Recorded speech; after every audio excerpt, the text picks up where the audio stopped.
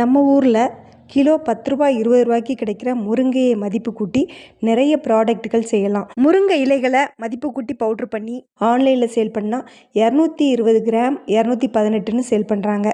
அந்த பவுட்ரை டேப்லெட் செஞ்சு அதையும் எக்ஸ்போர்ட் பண்ணலாம். டேப்லெட் 60 எண்ணிக்கை கொண்ட டேப்லெட் 218 ரூபான்னு விற்கிறாங்க.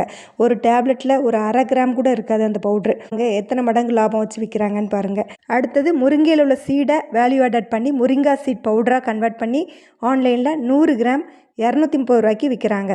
அந்த சீட்லேயே ஆயில் எடுத்து 100 ml 474 ரூபாய்க்கு விற்கிறாங்க.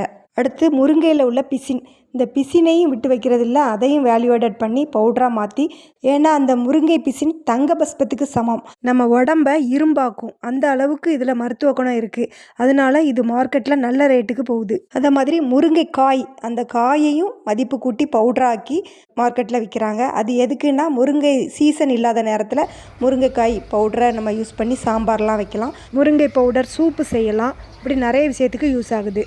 ரொம்ப கம்மியான விலையில் கிடைக்கிற முருங்கையை மதிப்பு கூட்டி எவ்வளோ மதிப்புள்ள பொருட்கள்லாம் செய்யலான்னு பாருங்கள். இதே மாதிரி பயனுள்ள பிஸ்னஸ் ஐடியா தெரியும்னா நம்ம சேனல் ஜெயித்து காட்டுவோமே சப்ஸ்கிரைப் பண்ணி வச்சுக்கோங்க. அப்படியே இந்த வீடியோக்கு ஒரு லைக் போட்டு உங்கள் ஃப்ரெண்ட்ஸுக்கு ஷேர் பண்ணி விடுங்க.